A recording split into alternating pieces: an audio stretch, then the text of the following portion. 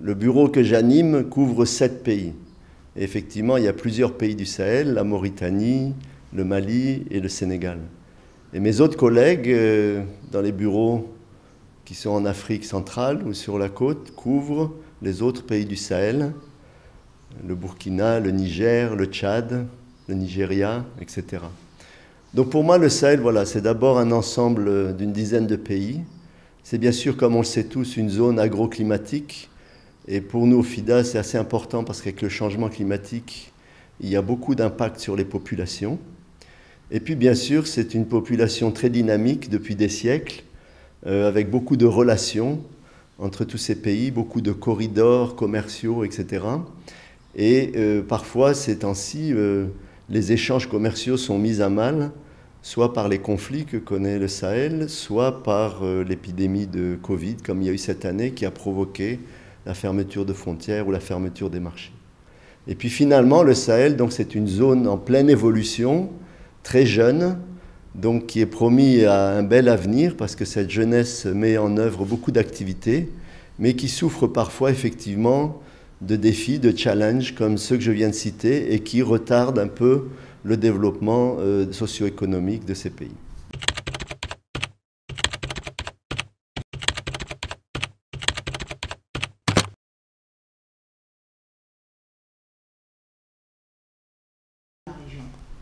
Alors la situation, elle est très variable d'un pays à l'autre. On peut dire que cette année, malgré le Covid, on a eu la chance d'avoir une bonne saison agricole, en général de bonnes pluies. Donc ce qui fait que la production a augmenté un peu partout. De plus, beaucoup de jeunes qui n'avaient plus de travail en ville sont retournés aux champs, au village, et ont pu cultiver davantage que d'habitude. Mais disons que c'est une année un peu exceptionnelle et que, d'une manière générale, le Sahel ne couvre pas ses besoins alimentaires. Et donc on a presque 30 millions de personnes qui souffrent de malnutrition. Et beaucoup d'organisations telles que nos agences sœurs du PAM ou de la FAO en prennent compte. Et c'est quelque chose d'important qu'il faut continuer. Quant au FIDA, nous travaillons sur les systèmes de production à long terme et on développe l'augmentation de la production, l'enrichissement du producteur et aussi dans le domaine de l'élevage de manière à moderniser l'élevage dans ces différents pays.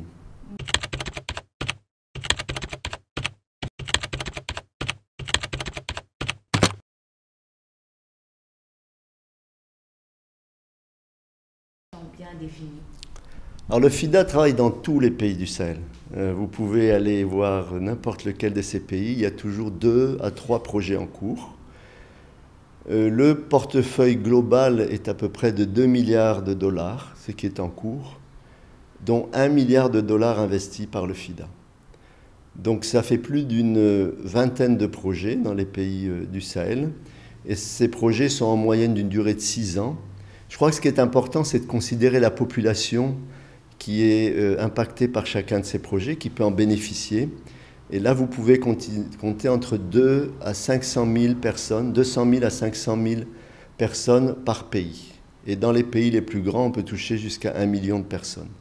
Donc quand on fait la somme de tous ces pays, ça fait quand même beaucoup de bénéficiaires, près d'une dizaine de millions. Et de ce point de vue-là, le FIDA, je suis fier que le FIDA puisse avoir cet impact sur l'agriculture, parce que nous sommes vraiment une organisation dédiée aux petits agriculteurs et au fait que les familles puissent s'enrichir grâce aux produits de l'agriculture. D'accord. Et quelles sont vos perspectives pour la...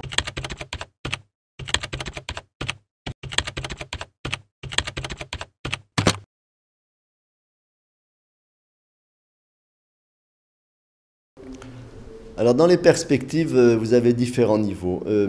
À court terme, le FIDA fait complètement partie des unions au sein des Nations Unies, des alliances qui existent dans les sous-régions comme la CEDEAO ou comme le G5 Sahel, de manière à appuyer les efforts de la communauté internationale. Donc nous avons par exemple en préparation un grand projet régional sur 6 pays que nous réaliserons avec le G5 Sahel et qui vient d'être approuvé par le conseil d'administration du FIDA. Donc on pourra vous en parler dans quelques mois quand le projet va commencer, mais il aura beaucoup d'impact dans toutes les zones frontalières un peu fragiles, un peu sensibles. Pour les autres perspectives à plus long terme, comme je disais, nous sommes avec des pays jeunes, c'est-à-dire que la population est en forte augmentation. Et le FIDA aide à donner un travail à tous ces jeunes, à faire qu'ils créent eux-mêmes leur propre entreprise rurale. On les appelle les agripreneurs. Vous savez, ils font de l'agriculture, mais sur un mode entrepreneurial.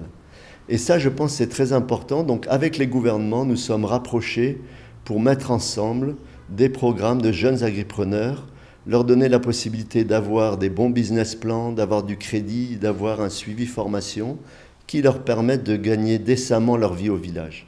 Et quand on voit les succès générés par ces activités, on voit très bien qu'il n'est plus la peine de migrer vers la ville ou de migrer vers l'international.